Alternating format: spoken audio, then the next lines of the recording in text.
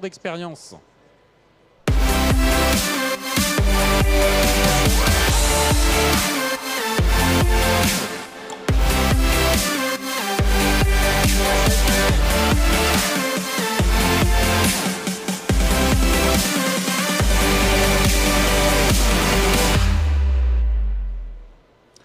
Bonjour à tous, je suis Maxime Rabillet, journaliste chez Supply Chain Magazine.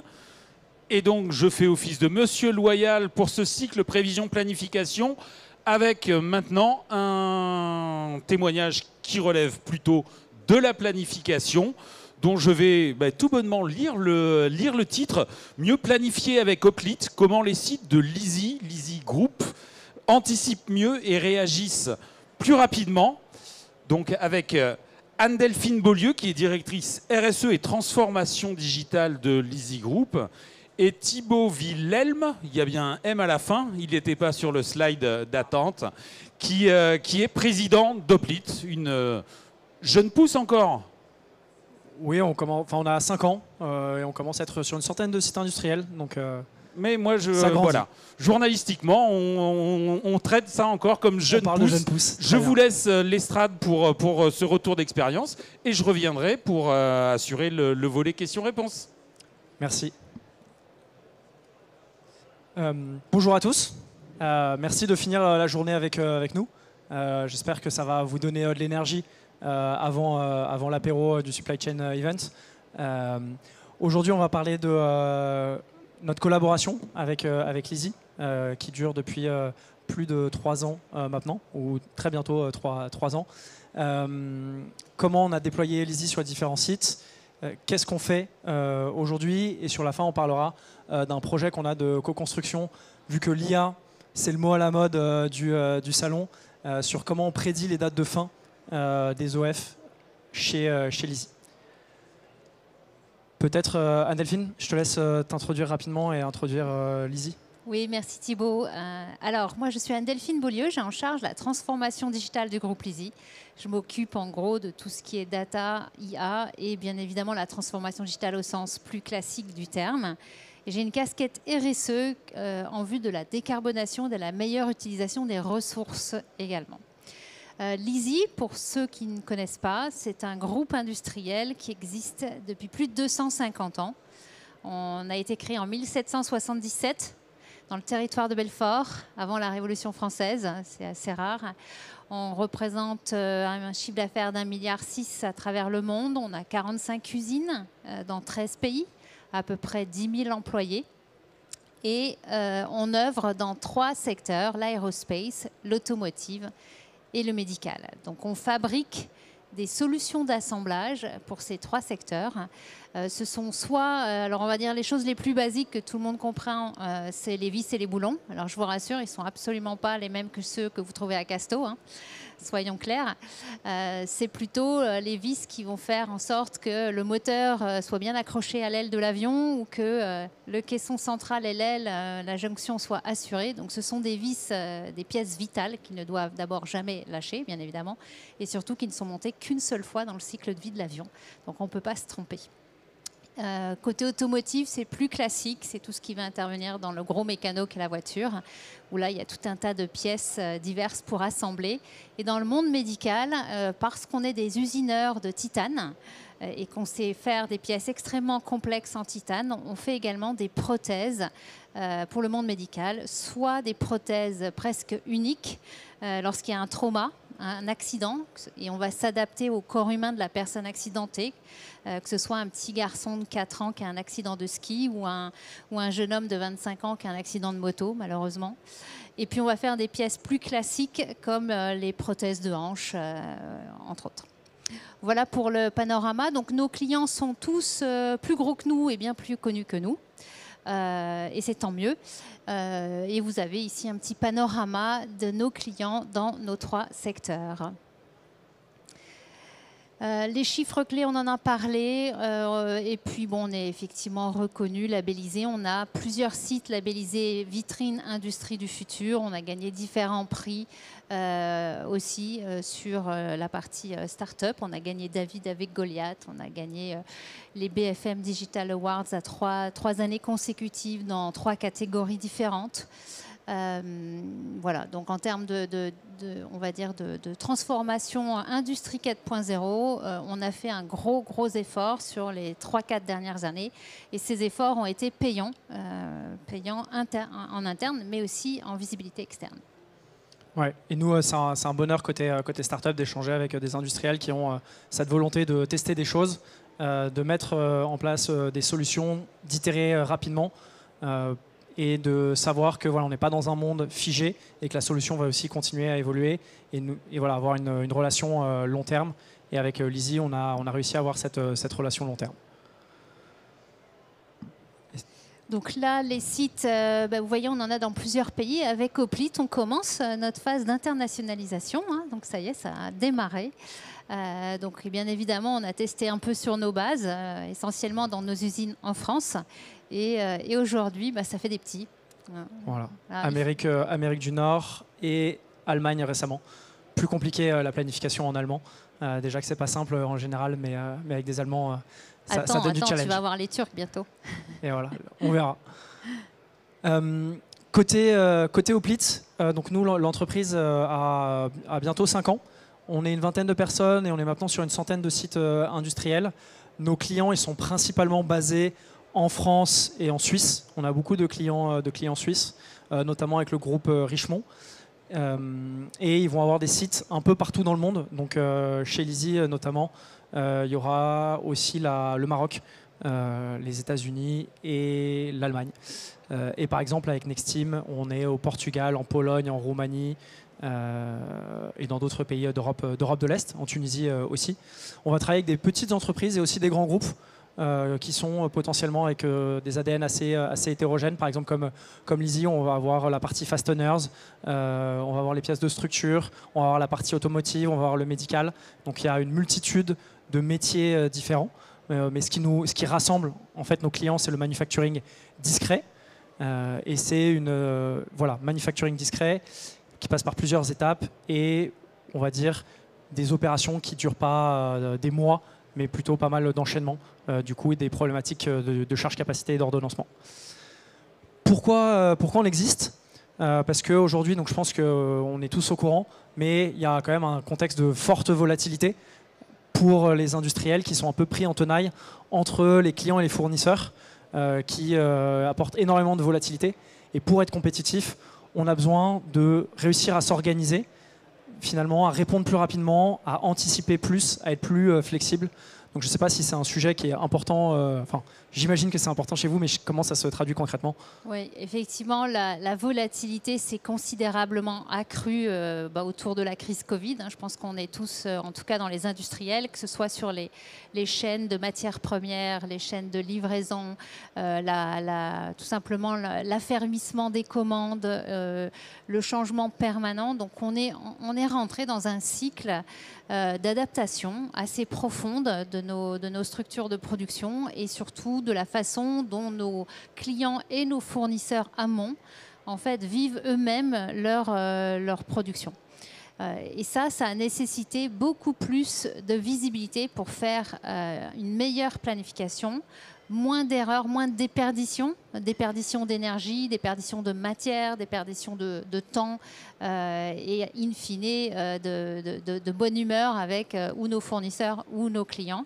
Donc on a essayé avec Oplit de traduire de manière digitale et très intuitive, avec une adoption quasi immédiate de la plupart des gens qui regardent les écrans d'Oplit, de compréhension assez simple, et après on peut aller de plus en plus dans le détail. Et puis ça nous a aussi permis de mieux simuler des scénarios. Ce qu'on faisait beaucoup moins bien dans des fichiers Excel. Il faut savoir qu'avant, rien que de mettre à jour le fichier Excel au réel avec un peu de prévisionnel, c'était complexe, surtout si on voulait descendre au niveau de ce qu'on appelle les gaps ou les postes de charge. Et donc finalement, les simulations et l'adhérence à nos simulations étaient rarement retravaillé. Donc, en gros, on a voulu changer ça et redonner le pouvoir à des niveaux plus granulaires également de prise de décision, plutôt que de rester à des niveaux plus macro qui étaient l'échelle de l'usine. Il y a 5 ans, ce qui nous intéressait, c'était de bien piloter l'échelle de l'usine. Aujourd'hui, clairement, on est redescendu au niveau des UAP et voire des postes de charge sur certains segments critiques. Voire des machines, même à Villefranche. Voire effectivement une machine. Donc voilà, Hoplite, nous, on veut vraiment améliorer l'organisation de la production pour mieux servir donc, les clients et être plus réactifs. En général, très souvent, on vient remplacer des Excel plus ou moins complexes. Sur le site de Mélisée, je me souviens qu'il y avait 80 Excel, beaucoup d'Excel, d'extract, etc. Mais ça faisait un chiffre choc. C'est ça, 1,5 jours par mois, rien qu'à mettre à jour 80 feuilles Excel à peu près. Donc voilà, on les voit, c'est nos Excel préférés, initialement sur la supply, sur la partie moyen terme, mais il y a aussi le court terme, comment je viens indiquer des bonnes priorités aux opérateurs. Et de temps en temps, ça passe par des grands tableaux blancs, comme on peut voir là, des listes de priorités qu'on vient coller sur les machines ou qui sont dans les mains du chef d'atelier et qui transmet à l'oral les priorités aux opérateurs. Donc voilà, c'est ce process qu'on vient améliorer, simplifier et optimiser, finalement. Donc, avec Hoplite, un planificateur prend de meilleures décisions, un opérateur travaille sur les bonnes priorités. Donc, l'objectif, c'est qu'on ne travaille pas sur quelque chose qui est en avance quand il y a plein de choses qui sont en retard. Les managers n'empilent plus des Excel et donc ont les moyens d'avoir une analyse portée par la data pour savoir comment s'améliorer, où est-ce que j'ai un trou dans la raquette, quel est le maillon d'amélioration. Et je dirais même qu'on a pu choisir de piloter soit au retard, soit au stock. Et donc on a des cultures. La culture automotive a tendance à piloter au stock. La culture aérospace pilote plutôt au délai, en fait, au retard. Et grâce à Hoplite, on a réussi à réconcilier un peu ces deux types de cultures, voire à faire en sorte que certains de l'aéro s'intéressent au stock et que l'auto commence à s'intéresser à son retard aussi. Ouais. Voilà. Même si en auto, en général, ils ont un peu moins de retard. Ils ont moins de stock aussi. Ils ont moins de stock et ils ont moins de stock aussi, mais l'aéro, et c'est vrai que ça m'avait surpris cette logique de pilotage où on voit un peu quelle est la bulle de retard et qu'on essaye d'être le plus proche possible d'un retard nul pour avoir un bon OTT. Première question qu'on me pose à chaque fois qu'on parle d'Hoplite, c'est est-ce que vous intégrez aux ERP, en quoi c'est différent? Donc voilà, notre vision des choses, c'est qu'un ERP, donc c'est vital pour un site industriel, pour une entreprise, même une grande entreprise. Et c'est ce qui va permettre de collecter et de structurer toute l'information. Mais est-ce que vous avez déjà vu des opérateurs suivre les priorités grâce à l'ERP? Non, pas souvent. Ce n'est pas forcément un outil qui a été fait pour simuler et communiquer. Et c'est là où on entre en scène. Effectivement, le RP est statique en fait. Or, là, on va parler de processus dynamiques qui se passent dans la vraie vie au jour de la journée, en passation de shift 1 à shift 2 et en passation de consignes aussi. Et donc ça, c'est du dynamique. Et le RP, malheureusement, vous le connaissez tous, d'abord, il n'est pas fait pour faire de la visualisation de données. Il n'est pas fait pour faire de la simulation, du prospectif. Il ne va jamais jusqu'à l'individu. Il va éventuellement jusqu'à l'ordre de fabrication, mais il ne va pas complètement décomposer tous les tenants et les aboutissants autour de cet ordre de fabrication. Et grâce à Hoplite, on a traduit de manière extrêmement simple, visuelle, colorée, ce que l'ERP ne sait pas faire, qui permet à tout opérateur et tout manager, et pas forcément le logisticien. Il faut savoir qu'en fait, Hoplite, on l'a construit pour les logisticiens, et en fait, je pense qu'aujourd'hui, plus de 60% de ceux qui l'utilisent, ce sont des non-logisticiens. Eh bien, ça a rendu tout le monde capable de comprendre le flux logistique et quel est son rôle, et qu'est-ce qu'on attend de lui sur les prochaines 24 heures. Ouais, en effet, notre utilisateur numéro 1 maintenant, donc on le voit dans les stats, c'est plutôt les chefs d'atelier finalement qui ont repris un peu le contrôle sur le process charge capa, qui peuvent mettre leurs inputs et dire voilà, j'ai tels absents, j'ai pas les compétences nécessaires. Et en effet, tu fais bien de le mentionner parce que la granularité, c'est quelque chose de super important pour nos clients. avec Oplit, on descend à la machine, on descend à l'opérateur pour les hypothèses de capacité, mais aussi pour l'ordonnancement. Il faut savoir qu'on a même connecté Oplit à une autre startup qui s'appelle Mercatim, dans laquelle on gère les compétences au poste. Et lorsqu'il y a un absent, quelqu'un qui ne badge pas, en fait, on est informé. Oplit reçoit la notification et Mercatim lui envoie le meilleur fit après la personne absente pour driver une machine ou un équipement. Exactement. Je ne vais pas rentrer dans les détails parce que là, c'est beaucoup d'informations, beaucoup de graphes. Mais on fait deux choses pour faire simple. On fait du PDP, de la charge CAPA, du MPS, Master Production Scheduling. Tout le monde a un peu son jargon, mais l'objectif, c'est de voir la charge en entrée, de potentiellement retravailler un peu cette charge en fonction des niveaux de stock pour fixer les bons objectifs de production en atelier et que ces objectifs soient cohérents par rapport à la capacité. Et on fait de l'ordonnancement. Et sur l'ordonnancement, on va venir découper les postes en deux, les postes goulot et les postes non goulot. Donc on va venir travailler à capacité finie sur les postes goulot et on va travailler plutôt sous forme de file d'attente sur les postes non goulot, selon une méthodologie qui va s'appeler DBR, donc Drum, Buffer, Rope, donc avec les goulots qui vont vraiment fixer la cadence de la ligne de production et qui seront les seuls postes sur lesquels on planifie à capacité finie. Donc là on rentre un peu dans les détails, mais si on vous dit qu'on planifie à capacité finie sur toutes les machines de l'usine, c'est qu'il y a un problème. C'est qu'il y a un problème méthodologique ou alors que la personne que vous avez en face de vous raconte n'importe quoi. Mais donc du coup, c'est très très important d'identifier d'abord quels sont les postes critiques, là-dessus de venir planifier à capacité finie et les autres de les gérer selon des règles de pilotage de l'encours simples. Donc nous, on s'inspire énormément du livre qui s'appelle Le But. Si vous l'avez lu, voilà, on peut en parler. Si vous ne l'avez pas lu, je serais ravi d'en parler également, mais où il explique un peu toute cette théorie des contraintes.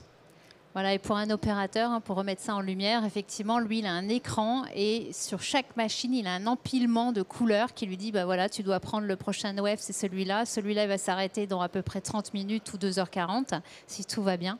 Donc, il connaît sa charge, il sait où sont ses bacs. Et surtout, comme c'est visuel et que tous les ateliers se voient, en fait, les opérations sont globalement successives, eh bien, l'opérateur, il sait s'il va se prendre un tsunami dans la figure. C'est-à-dire qu'il voit la tête du graphique de l'opération d'avant et il se dit, ouh là là, ça c'est pour moi dans 48 heures. Et donc, quelque part, même le dialogue avec le shop floor, avec le responsable d'atelier, c'est considérablement amélioré parce que du coup, c'est pas un Excel, quoi. C'est vraiment une vague ou en tout cas, c'est quelque chose qui ressemble à une vague et ça, c'est visuel pour tout le monde dans l'atelier. Ouais. Donc voilà. En général, on essaye de faire en sorte qu'il n'y ait pas de tsunami qui arrive, mais c'est vrai que ça peut arriver. Ça arrive. Il y a une petite partie analytics, on ne zoomera pas dessus. Passons au déploiement chez Lizzie et à cette belle histoire qu'on a commencé à construire et qu'on continue de construire. Oui, alors en fait, en 2019, on a démarré nos réflexions. On appelait ça le programme Industrie 4.0 à l'époque. Et on s'est dit, si on veut remettre la data et l'humain au centre, il va falloir qu'on change nos outils. On a investigué au moins 4 thèmes. Un premier thème, c'était régler les problèmes de l'atelier. Et donc digitaliser tout ce qu'on appelle le PSM, le LEAP, etc. Et donc ça a été le premier driver. Le deuxième driver, ça a été connaître intimement les compétences de chacun, les compétences au poste. Puisqu'en fait, on a eu beaucoup de mouvements de personnel autour de la crise Covid. On avait des personnels absents, des personnels qui revenaient. Il y a eu une forte instabilité. Et à la fin, on ne savait plus si une personne elle était formée à 60%, 75% ou 100% pour conduire une machine, si elle avait toutes les habilitations à jour, etc. Donc, c'était le deuxième driver. Et très rapidement après est venu le troisième driver, qui était l'équilibre charge-capa. Parce que dans un environnement où tout bouge, les machines, les matières, les flux et les hommes, il était plus qu'urgent qu'on change notre façon de faire. Et le quatrième, ça a été un PLM. Et avec ces 4 thématiques, en fait, en 3-4 ans, on a profondément changé le visage de l'atelier. Voilà. Et je me souviens que pendant la crise Covid, en effet, les grosses questions, c'était le chômage partiel. Est-ce qu'on en met en place ou pas? Qu'est-ce qui se passe si finalement on met du chômage partiel sur 50% des effectifs, ce qui a permis d'une certaine façon de sauvegarder de l'emploi aussi a posteriori tout en gardant un niveau de satisfaction client correct. Voilà, alors après 2020, on a vraiment travaillé avec Hoplite. Là, on a creusé le besoin. Il y a eu plusieurs recherches utilisateurs dans nos sites, dans différents de nos sites. Puis il y a un site qui a dit bah, ok, moi je me lance, hein, je teste pour le bien des autres. Et ça a été tout un tas d'étapes d'itération. On était vraiment en expérimentation active avec énormément de fonctionnalités qui s'agrégeaient au fil de l'eau. Donc c'était de l'idéation confirmée par des nouvelles fonctionnalités, une disponibilité hors pair de Thibaut et ses équipes. Et ça nous a permis d'aller vendre l'étape d'après, qui était de dire, là, on confirme et on va aller beaucoup plus loin. Et donc, pour aller beaucoup plus loin, c'est là où on a déclenché les API avec les ERP, c'est là où on a travailler la scalabilité, le passage à l'échelle. Et on a essayé de lever tout un tas de contraintes, des contraintes juridiques, d'achat, de technique IT, de connexion, de résistance au changement. Donc, tant que vous êtes tout petit en train de jouer, tout le monde vous regarde, c'est sympa, mais dès que vous dites non, ça va être 15 usines dans 2 ans, là, il y a une espèce de phénomène que vous connaissez tous, hein, où tout d'un coup, l'organisation se fige en disant « Ah, mince, ça a avancé vite. Ok, raconte-moi ton histoire, on en est où avec cette bête ?» Et tout le monde vous tombe sur le dos, donc ça vous ralentit un petit peu. Et on voulait surtout changer d'univers. Donc, on a testé sur 3 business units différentes. On s'est dit, non, mais si on veut montrer que ça marche, on va sortir de l'usine qui a fait le test et on part directement sur 3 BU. Et si on convainc chacune de ces BU, il n'y a plus de débat. Et effectivement, il n'y a pas eu de grand débat. En revanche, 2022-2023 a été beaucoup plus lent pour nous, mais ce n'était pas la faute d'Hoplite, c'était plus la faute de Lizzie et de l'organisation Lizzie qui a mis un temps certain à dépasser, éliminer tout ce qu'on appelle les roadblocks liés au changement, hein, comment convaincre sur tous les étages, dans toutes les fonctions support et faire en sorte que ça devienne un non-sujet et qu'on ait une roadmap où on déploie 1 à 2 sites par trimestre ensuite. Et donc là, on est arrivé à ce passage à l'échelle. Donc aujourd'hui, il n'y a plus besoin d'expliquer qui est Hoplite. Hein, ça se connaît partout. On arrive dans de nombreux sites et on arrive d'emblée assez rapidement. On a créé tous les connecteurs natifs avec nos ERP et d'autres solutions. Et on va même chercher maintenant d'autres ERP, puisqu'en fait, on déclenche une nouvelle vague avec Structural sur une nouvelle version d'ERP. Ouais. Et ça a été un retour d'expérience côté startup de faire 3 sites sur 3 business units différentes en parallèle. C'était un peu sport. C'était un peu sport parce qu'il y a des besoins différents entre de l'automobile, des pièces de structure et finalement des vis et des boulons. Donc ça je nous crois a. Que Thibaut, des fois, il m'appelait, il me dit je comprends plus rien. Il y a le gars de l'auto, il m'a demandé ça, mais le gars de l'aéro, il m'a demandé ça. Et je fais quoi? Et je lui répondais tu fais les deux. Voilà, donc ça nécessite directement d'avoir une couverture fonctionnelle très importante versus aller prendre un cas d'usage et faire tous les sites. Donc ça nous a obligés à faire un peu le grand écart. Voilà, ne faites pas ça chez vous. C'était intense, clairement. Côté implémentation, donc nous, on va suivre une méthodologie d'implémentation où la logique, c'est de permettre aux utilisateurs de tester une solution sous 2 semaines et de permettre d'utiliser la solution en run sous 10 à 12 semaines. Donc ça nécessite une implication de l'IT et une implication d'un chef de projet qui met les mains dans le cambouis, qui a un peu de disponibilité. Ouais, l'équipe est clé, hein. Ça vous le savez, il n'y a de richesse que d'hommes. Un projet, 90% du succès, c'est les gens que vous mettez autour de cette table. Voilà, donc si vous le faites avec des convaincus, ils vont vous faire des merveilles. Si vous mettez des gens qui se détestent, ça ne va pas marcher. Et si vous mettez des gens en opposition pour d'autres flux, non plus. Donc un IT guy ou women et un chef de projet, les deux se connaissent, les deux sont capables de fonctionner ensemble et les deux ont compris la vitesse d'exécution avec laquelle on veut travailler. C'est-à-dire qu'il faut bien leur parler vitesse d'exécution. Parce que si vous ne leur donnez pas un temps court, eh bien, qu'est-ce qu'ils font? Ils s'étalent. Hein. Donc là, il faut aussi mettre le facteur temps sous tension pour que la scalabilité, on la tienne. et que ça ne démotive pas les sites d'après qui se disent mince, ils ont mis 6 mois, on m'avait promis 8 semaines. Donc il faut vraiment de la tension dans cette équipe et ça c'est important et c'est le rôle ça dépend de vos organisations, mais de celui qui va superviser le passage à l'échelle sur l'ensemble des sites. Oui. Ouais. Et on a eu, donc quand on avait fait les 3 sites sur 3 business units différentes, là où on avait eu beaucoup de chance et on remercie Lizzie, c'est que les parties prenantes qu'on avait côté Lizzie étaient vraiment exceptionnelles et ce qui a permis de mener à bien chaque projet. Et c'est vrai que c'est une composante clé du succès. En parlant de sites, donc ça c'était un des premiers sites qu'on a implémenté, le premier site de la partie structural, donc à Bar-sur-Aube, pour ceux qui connaissent. Pas très loin de Chaumont. Pas très loin de Chaumont, ouais. Pas très loin de Troyes, oui. Pour ceux qui sont un peu moins bons en géographie que Chaumont. Donc site où on a implémenté donc, du coup, le module Charge Kappa il y a maintenant bien 2 ans et demi. Voilà, donc là, ça a été un site pilote. Effectivement, assez rapidement, le ROI il est devenu évident. Donc déjà, ça a considérablement motivé. L'engouement est arrivé assez rapidement. Et c'était notamment pour faire gagner du temps sur tous les fameux fichiers Excel dont on a parlé un petit peu avant, et toute la façon un peu pénible qu'il fallait, le processus pénible pour atteindre le même résultat. Là, on enlevait le côté un peu pénible, on rajoutait énormément de visuels et de capacités de simulation de scénarios. Qu'est-ce qui se passe à la semaine, qu'est-ce qui se passe au mois, qu'est-ce qui se passe à 3 mois. Et on avait même des retours de feedback de l'outil. C'est-à-dire que j'ai raté mon objectif pour telle et telle raison. Il y avait des événements imprévus. On nous guidait sur les événements imprévus.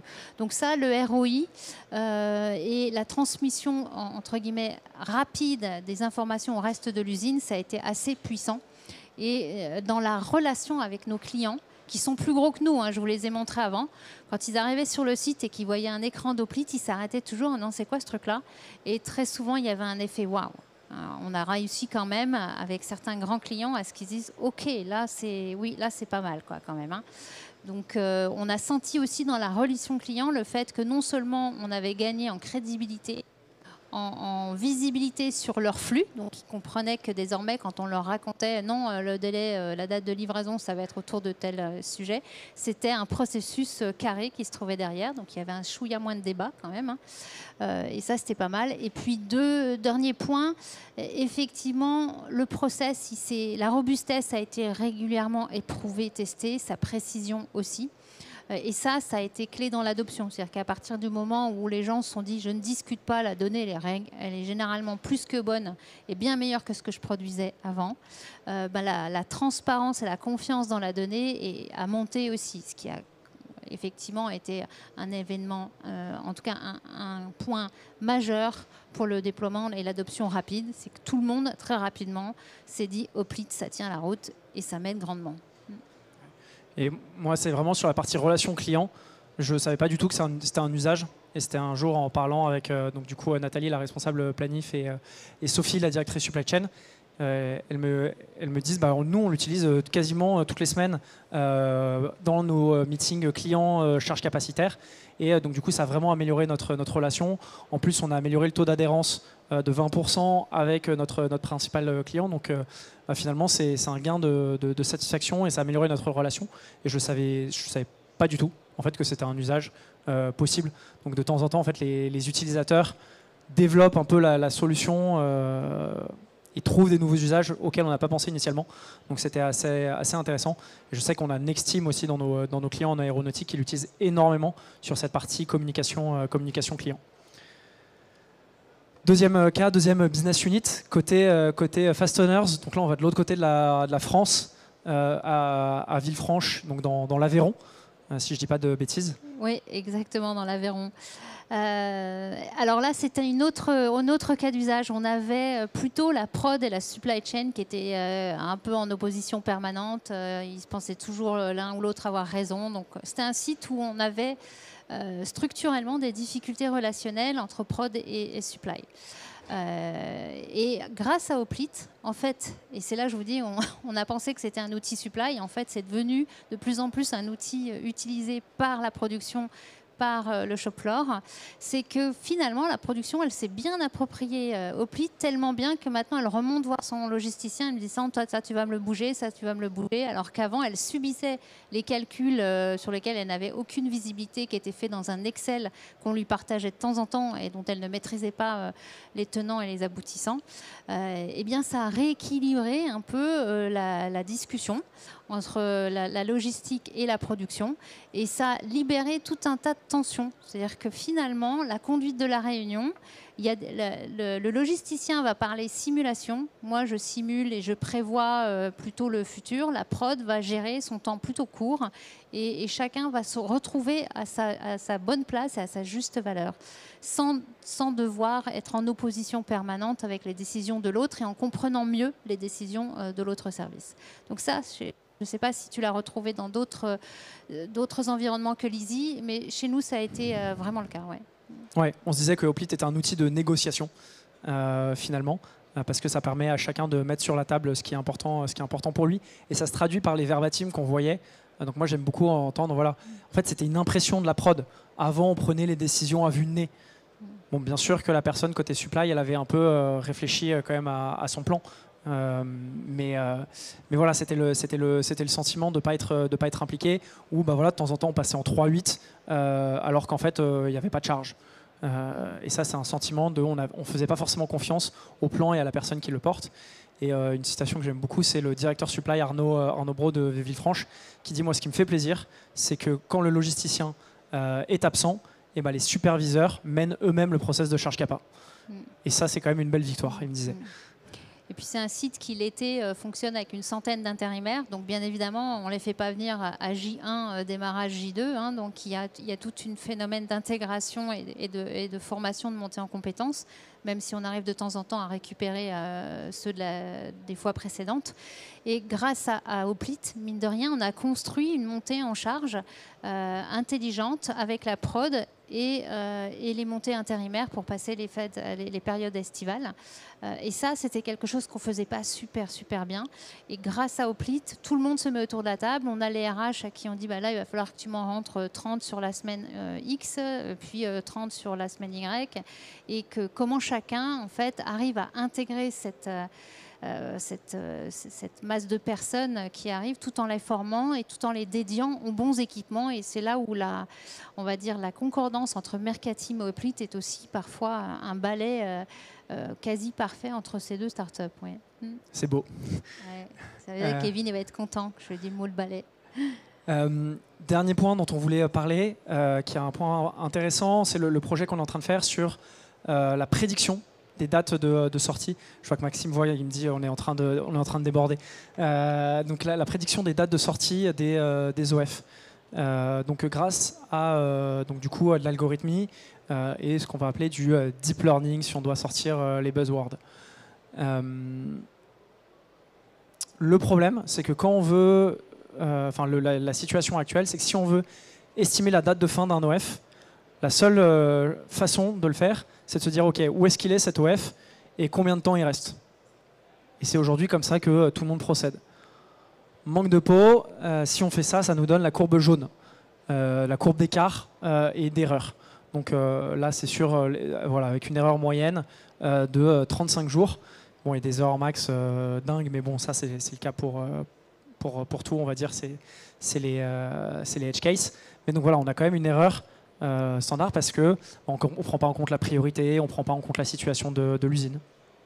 Et donc on s'est dit, on va mettre toutes les datas possibles et imaginables auxquelles on a accès, et on va voir comment ça impacte donc du coup la date de fin estimée d'un OF. Est-ce que ce ne serait pas cool qu'on ait une date propre comme avec un intervalle de confiance comme on a sur Amazon, je vais être livré entre le 20 et le 25 avec une confiance de 100%. Donc voilà. Grâce aux autres informations qu'on arrive à collecter et à agréger, donc par exemple la quantité d'un OF, est-ce que la gamme a changé ou pas par rapport à la dernière fois où on l'a produit, sur quelles opérations est-ce que ça passe, quel est le niveau de priorité de cet OF, est-ce qu'il est déjà en retard, etc. Et puis quel est le contexte de l'usine, est-ce qu'on a beaucoup de capacité ou alors pas du tout, quel est le niveau de retard actuellement, quel est le niveau de WIP, tout ça, ça va venir jouer finalement sur la date de fin. C'est-à-dire que s'il y a déjà des embouteillages au poste d'après, probablement que ça va impacter la date de fin de l'OF. Et voilà, donc nous, c'est un enjeu effectivement pour nos clients de leur offrir un intervalle de confiance sur une date de livraison. Donc on va essayer d'aller vers une forme d'agent conversationnel où ils pourront demain interroger et dire où en est ma commande. Donc eux, ils raisonnent généralement en commande, ils ne connaissent pas forcément notre OF. Mais comment on va leur permettre de comprendre où en sont leurs commandes, leurs bouts de commande, et avec un intervalle de confiance et essayer de tenir cet intervalle de confiance. Donc là, on n'est pas dans de l'IA, on est plutôt dans l'IA ou alors dans l'IA algorithmique, mais qu'on va essayer de coupler avec un peu d'IA générative, avec une forme d'agent conversationnel à la fin, quand on aura réussi à éprouver un peu ce modèle. Et puis plus tard, peut-être demander aussi quels sont les drivers qui vont faire que je tiens ou je ne tiens pas cet intervalle de confiance et mieux s'intéresser à ces drivers. Donc ça, c'est notre souhait à terme, c'est que peu importe qui interroge l'agent conversationnel, si on lui donne les droits, qu'il puisse à la fois estimer le délai et en même temps comprendre les drivers qui feraient que ça change. Ouais. Et il y a un grand enjeu de confiance sur les outputs, parce que c'est vrai que là, si vous allez dans un site industriel et que vous prenez un OF au hasard et que vous demandez à 4 personnes différentes quand est-ce qu'il va se terminer cet OF, je pense que vous avez 4 réponses différentes et parfois vraiment d'un facteur 10. Bon, j'exagère un peu peut-être, mais il n'y a quand même vraiment pas du tout la même vision de quand est-ce que ça va arriver. Et aussi, on a dû faire un choix fort. C'est-à-dire qu'on devait soit partir sur ce qu'on appelle deep learning, soit des algorithmes un peu plus stochastiques. Et on a choisi de partir vers du deep learning.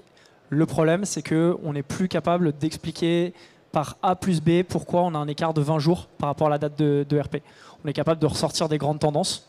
Donc voilà, on l'a repoussé de 20 jours parce que changement de gamme et parce que capacité plus faible que d'habitude.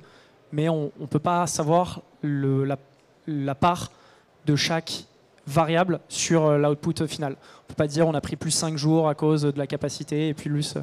Donc ça aussi, dans le dialogue avec l'utilisateur, ça a été un choix de se dire ok, on n'est pas complètement sur de la black box, on a des inputs macro, mais par contre, on ne va pas pouvoir retracer le chemin parce qu'on a des meilleurs résultats. Et voilà. Il faudra quand même y retourner un petit peu dans la black box. Mais oui, donc ça, c'est vraiment notre souhait à terme. C'est de confirmer de manière plus précise les délais et de connaître quand même les drivers. Donc jusqu'où on pourra retourner au niveau des drivers, c'est la question. Mais il va falloir qu'on craque quand même ça, parce que si demain on y met de l'open data comme tout simplement les températures, évidemment quand il fait 35 degrés dans les usines dans le sud de la France, c'est pas le même genre de productivité que quand il fait je sais pas, 17 degrés ou quand il fait moins 22 dans notre usine au Canada. Donc on a besoin aussi de mettre un peu d'open data pour modéliser aussi. Là, on ne l'a pas encore fait, mais avec plaisir. On va essayer progressivement. Oui. C'est tout pour nous. Est-ce que vous avez des questions? Peut-être je vais revenir à la première page. J'ai oublié la slide questions, que normalement on doit tout savoir à la fin. Mais je reviens dans le décor. Est-ce qu'il y a des questions dans la salle sur ce témoignage stimulant? Hop là, je viens jusqu'à vous. Merci pour cette belle présentation. Pourquoi Hoplite? Comment vous avez choisi Hoplite? Parce que c'est assez, je dirais, courageux, peut-être un peu fou, de choisir une start-up pour développer sur du MPS et du scheduling, où il y a quand même beaucoup d'acteurs très établis. Vous prenez un Kinaxis ou autre, il y en a plein le salon. Hein. Donc, je trouve ça génial, mais qu'est-ce qui vous a motivé à prendre Hoplite? En fait, c'est le côté digitalisation du shop floor. On en avait ras-le-bol des trucs moches. Soyons clairs, c'est les trucs moches. Moi, chaque fois que je voyais des trucs, j'étais non, ça fait le taf, mais qu'est-ce que c'est moche. J'ai même pas envie d'aller bosser là-dedans. Et donc, on s'est dit, vu qu'on avait réussi juste avant à passer à des choses pas du tout moches et très, très efficaces et à les déployer vite et bien, on s'est dit, vu qu'on part de très, très loin, autant se faire plaisir. Donc autant être capable de co-construire avec quelqu'un plutôt que de subir le choix d'un éditeur en se disant à la fin ça fait le taf mais c'est moche. Non, on l'a co-construit. On a co-construit les visuels, on a co-construit des fois les codes couleurs. Je me souviens de conversations, j'aime pas le fond blanc, tu me crées le clair et le sombre pour que tout le monde ait le choix. Il a fait. C'est des choses toutes bêtes, mais on a pu quand même agir beaucoup sur les visuels. Et le fait de repartir d'une feuille blanche, c'est bien aussi pour votre pensée stratégique. Alors, hormis le truc moche que je vous donne, parce que ça, voilà, ça faisait partie de la décision, mais le fait de se réapproprier sa pensée stratégique et de ne pas suivre un modèle conçu par d'autres, c'était quand même aussi une aventure extraordinaire. Et aujourd'hui, moi, je fonctionne avec une quinzaine de startups, dont 5 qui sont en permanence dans l'atelier. On a refait from scratch un PLM. Je crois qu'il n'y a pas grand monde qui a fait ça. Et nous, on a un PLM avec une start-up qui aujourd'hui est certifiée militaire, entre autres. Mais voilà, on a fait avec cette start-up ce qu'on a fait avec Hoplite, ce qu'on a fait avec 3 autres. On est parti avec eux d'une feuille blanche pour réaccoucher d'une pensée stratégique qu'on a co-construit, non pas vue du top vers le bas, mais sur le shop floor, avec les opérateurs, avec les responsables du AP, avec certaines fonctions support autour de l'atelier. Et ça a redonné la main à l'atelier par rapport aux fonctions support.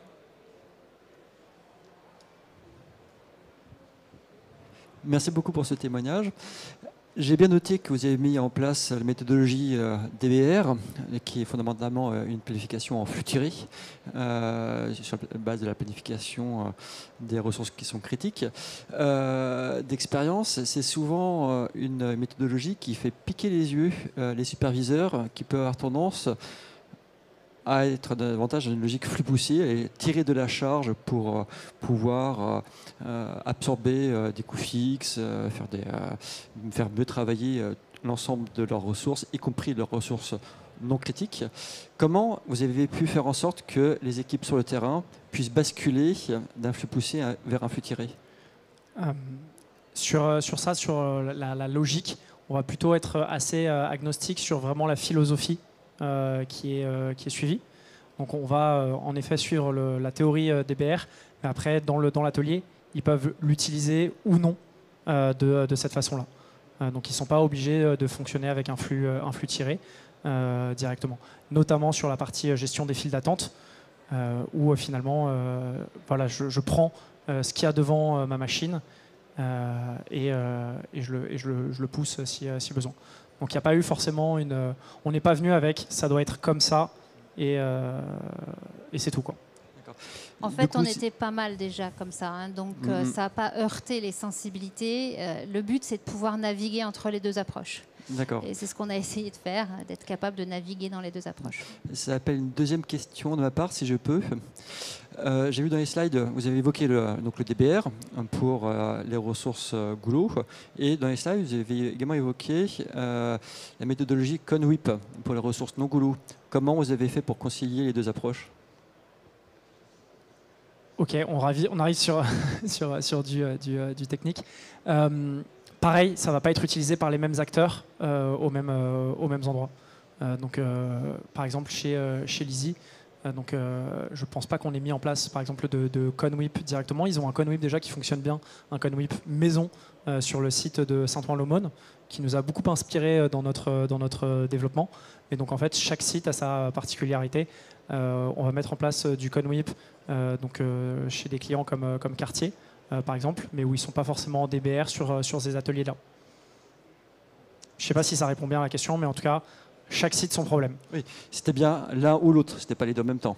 L'un ou l'autre. C'est l'un ou l'autre. Effectivement, quand on fait des pièces de structure et que vous construisez des aubes ou des pales pour les avions, c'est pas la même chose que construire des vis et des boulons. Et encore moins dans le secteur automotive, vous avez des pièces par million et plutôt des pièces par milliers.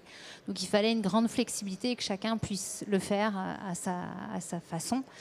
Et c'est ce qu'on a essayé de construire avec Hoplite. C'est qu'il y ait différentes composantes, différents visuels et différentes façons de penser son flux. Voilà. Voilà. Parce que si jamais, par exemple, les philosophies DBR, DDMRP, ConWIP sont plus à la mode, nous, on sera encore à la mode. C'est ça l'objectif, en tout cas.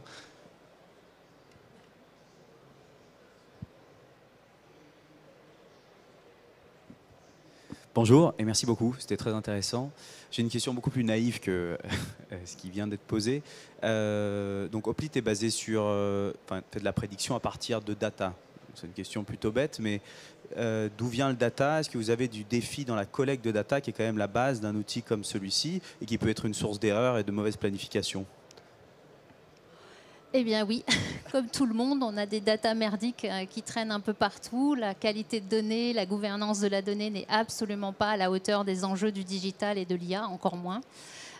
Et c'est grâce à des petites solutions comme ça qu'en fait, au lieu de s'attaquer frontalement à toute une fonction support en lui disant il va falloir retravailler ton data model, et puis ça semble ardu, ça semble difficile comme tâche, et des fois même ils ne comprennent pas ce qu'on leur demande. Eh bien en fait, le fait de partir avec une feuille blanche et de leur dire attention, là il faut de la donnée bonne, comment on rend la donnée en qualité, finalement on arrive grâce à ces outils à leur faire faire du data model sans qu'ils s'en rendent compte en fait. Il n'empêche que dans le RP il y a encore un peu de dégâts, et puis c'est tout autour, c'est-à-dire qu'au fur et à mesure que vous montez la qualité de données dans certains outils, finalement la non-qualité d'autres deviennent encore plus criantes alors que vous la subissiez sans trop vous plaindre. Donc il y a un petit côté vertueux. Mais ce serait, faut rester humble, hein, la donnée dans l'industrie, à part peut-être des très très grands groupes genre Michelin qui ont mis des moyens colossaux pour la gouvernance de la donnée, ça reste quand même une grande souffrance pour monter ça en qualité, en gouvernance. Et heureusement qu'on a des outils d'adoption rapide qui permettent d'effacer le côté difficile de cette tâche. Et ça rebondit à ce que vous disiez tout à l'heure, des outils moches. Enfin, je veux dire, s'il y a un certain plaisir à les utiliser, et il y aura une sensibilisation des employés à mettre plus de qualité dans l'entrée des données. Déjargonner, nommer un chat, déjargonner, alors qu'avant on était dans un monde de code, on avait l'impression que même moi je passais d'une usine à l'autre, on me montrait la même chose, c'était pas les mêmes mots, tout le monde me parlait de trucs en 3 lettres, en 3 chiffres. À la fin, ça casse pas 3 pattes à un connard, donc s'il vous plaît, essayez de me le mettre en langage clair, qu'on comprenne. Là. Et à la fin, on retombait sur des choses simples. Ouais. Merci. Et oui, la data, c'est un challenge pour nous. Si on n'a pas de données propres, c'est compliqué, mais en effet, l'appétit vient en mangeant, comme disait Anne-Delphine, et c'est un bon moyen aussi de cleaner la data que d'avoir une solution où les gens se rendent compte en un clin d'œil, ok, là on a un problème et on a quelque chose qui est vraiment hors sujet.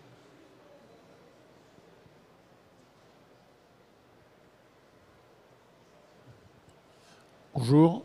Est-ce que le planning ou la replanification est automatisé, ou c'est à chaque fois un acte manuel? S'il y a un aléa dans l'atelier sur les 24 heures de production, ça impose un acte manuel pour replanifier, reproposer une solution de planification?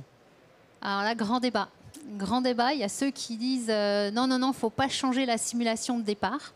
Donc on se prend dans la figure les imprévus et on sait documenter l'écart à la simulation, mais il ne faut pas changer de cible. Et il y a ceux qui disent, moi finalement je m'ajuste en permanence et donc quelque part je réintègre mon imprévu pour réaligner une nouvelle cible.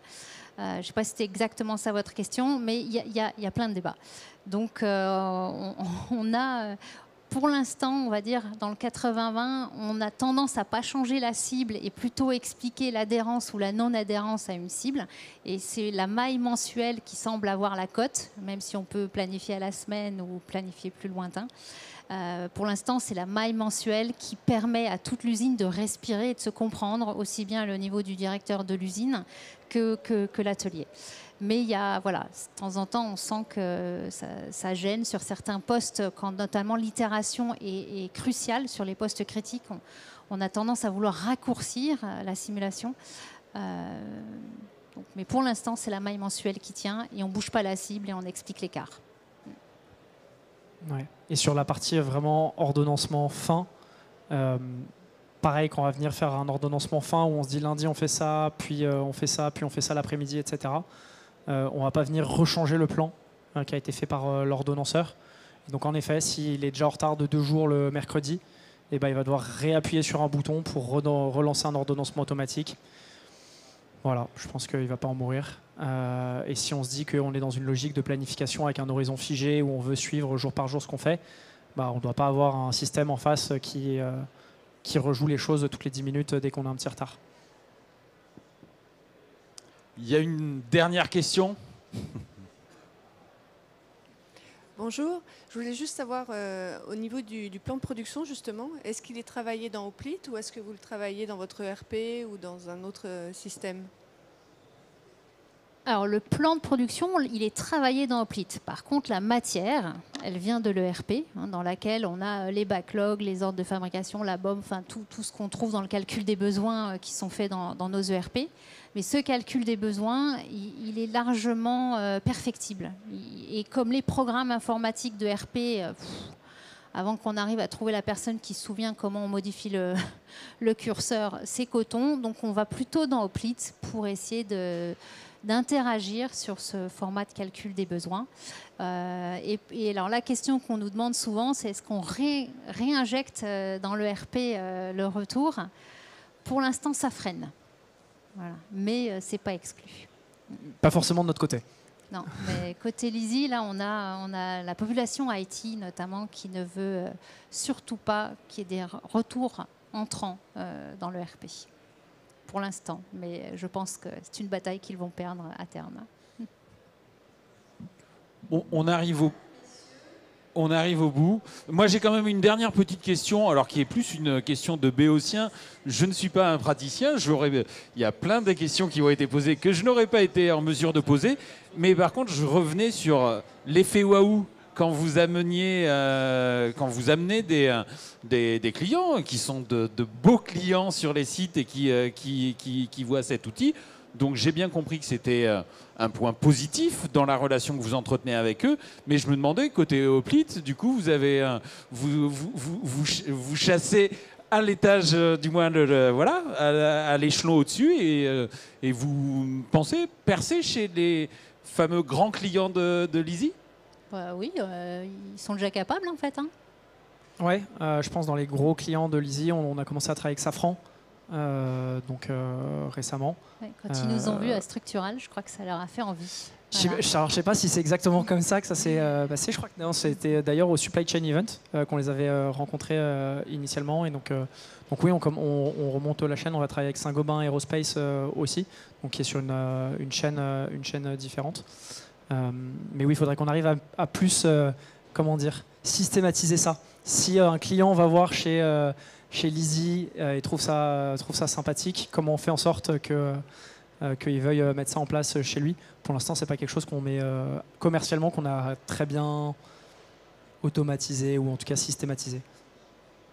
Merci et merci pour ce témoignage comme quoi la présence sur Supply Chain Event permet de faire de belles rencontres. Voilà, exactement. Merci en tout cas pour cette présentation qui marque la fin de cette journée. Et je vous laisse pour poursuivre éventuellement la discussion. Je sais que là, on arrive dans la partie plus apéritive, en tout cas plus détendue de cette première journée de salon. Merci encore. Merci.